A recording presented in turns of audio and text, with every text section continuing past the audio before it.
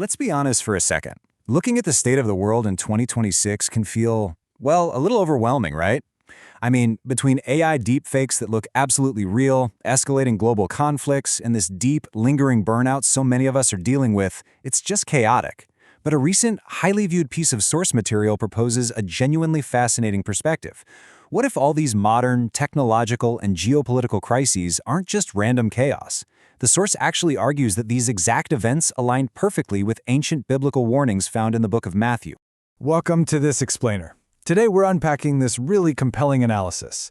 The source material takes 7 specific warnings given by Jesus in Matthew 24 and maps them directly onto our 2026 reality. But, and this is key, instead of framing this as some terrifying doomsday countdown, it presents these texts as a highly practical training program.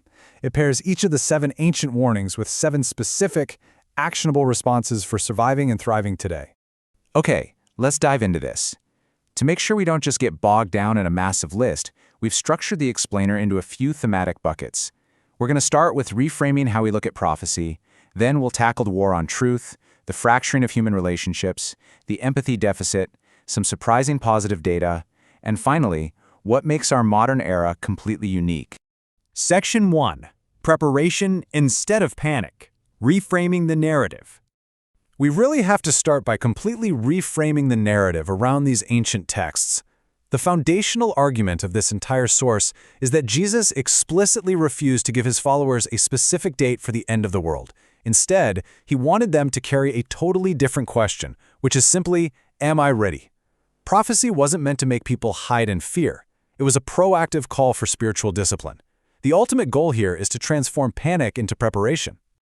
Section 2. Navigating Deception and AI.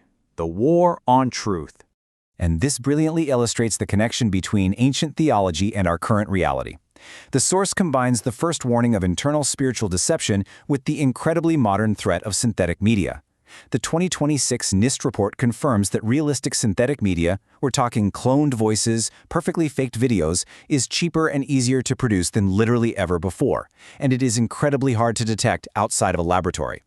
We're living in a time where fake miracles or completely AI-generated sermons can be fabricated and pushed to billions of screens instantly. Now compare that technological reality with this ancient warning from Matthew 24:24 about false Christs and great signs and wonders. The source applies this verse directly to our era. It argues that in a time where algorithmic outrage dictates what goes viral and fake footage circulates online without any labels, even the most rooted, mature individuals are at serious risk of being completely swept away if they aren't paying close attention. So, how exactly do we handle this? Well, the source pairs the warning of synthetic media with a response of biblical literacy and patient verification. The advice here is super grounded. You need to know the original text like a bank teller knows genuine money, so well that when you touch a counterfeit, it just instantly feels wrong. Furthermore, in an age of instant sharing, the source reminds us that speed is the enemy of discernment. The practical takeaway? Don't share what you haven't verified. Section 3. Global Conflict and Personal Betrayal. The Fracturing of Humanity. This part of the analysis explores the fracturing of humanity on both a macro global level and a micro deeply personal level. The biblical text warns of nation rising against nation, but the source points out a really crucial detail about the original Greek word used here, which is ethnos. It doesn't just mean political states declaring war on each other.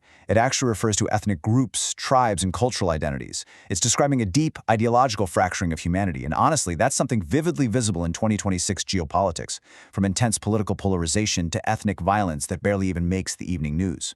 Alongside those global wars, there's also the warning of betrayal from within. People you sat beside turning against you. To combat this, the source prescribes some powerful, counterintuitive responses. For global conflict, the response is steadiness, essentially watching the news less than you pray, and refusing to let information constantly convert into anxiety. For personal betrayal, the response is radical forgiveness and resilience. The idea is that if an unhealed offense is a doorway to bitterness, forgiving quickly is exactly how you shut it. Section 4. Cold love and rising pressure. The empathy deficit. Let's move to and see how this builds. This is perhaps the quietest yet most dangerous warning we'll discuss. The text warns that the love of many will grow cold. The source argues this is a direct result of our modern environment, breaking it down into what they call an outrage cycle. Think about it. A tragedy scrolls past your screen. You feel a brief flicker of empathy, but 30 seconds later, there's another tragedy, and then another. The sheer volume of modern moral chaos just wears us down. The human heart simply cannot grieve at that pace, so eventually, out of sheer burnout, it just stops trying. Outrage replaces compassion, and love goes cold. And while love is going cold, the pressure is simultaneously rising. This staggering number, 388 million, comes from Open Doors. That's the estimated number of Christians currently living in high persecution areas globally facing extreme, daily danger. But the source also highlights a quieter rising pressure here in the West.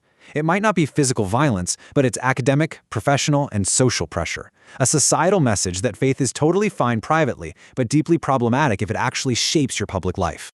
So what is the prescribed response to this empathy deficit and rising pressure? Deliberate compassion and courage. Love can no longer just be a spontaneous feeling. It actually has to be a discipline. The source advises actively logging off social media before contempt starts to feel good and choosing instead to serve real people with actual names and faces. As for courage, it means making the settled, firm decision to stand your ground right now in the calm long before the storm actually hits. Section 5. The Unfinished Global Mission, a Sentence of Pure Light. Now for a much-needed breath of fresh air amidst all these heavy warnings, there is one proactive, entirely positive sign. The source highlights this verse as literally a sentence of pure light. The promise is that before anything concludes, the message of the gospel will reach the entire world. And according to modern data journalism, this ancient promise is hurtling toward a massive milestone right in our lifetime. Now, what's really interesting about this slide is the sheer scale of the progress. According to Wycliffe's figures, more than 99% of the world's population now has access to some portion of Scripture. Translation timelines that literally used to take generations are being compressed into just years thanks to digital tools. But look closely at the bottom row. 544 languages are still waiting to begin. The source frames this not as a completed checkbox, but as an unfinished progress report, a direct call for active participation. Section 6. The Modern Era Convergence, Accelerating Together. So how do all of these different threads tie together in 2026? The source is very careful to note that humanity has always faced plagues, wars, and deception. I mean, believers survived the Roman Empire and the Black Death, right? But the core thesis here is that today's defining characteristic is scale and convergence. The argument is that we are the very first generation to see all 7 of these events amplifying globally, totally supercharged by technology and accelerating all at the exact same time. So the crucial point is this comprehensive resilience framework. It is framed as a complete survival guide for today. Deception is met with literacy. Wars are met with steadiness. Betrayal with radical forgiveness. Cold love with deliberate compassion. Persecution requires courage. The global gospel requires your active mission. And false wonders, they demand your patient verification. It's an entire resilience framework meant to build up your spiritual muscle well before the pressure peaks. Which leaves us with this final, incredibly provocative question to reflect on. In a world full of chaotic headlines, algorithmic outrage, and converging crises, just knowing what's happening isn't enough. The true test of resilience is purposeful action. So, are you just reading the signs, or are you actively practicing the responses? Definitely something to think about as you navigate the rest of your week. Thanks so much for joining me on this explainer, and keep learning.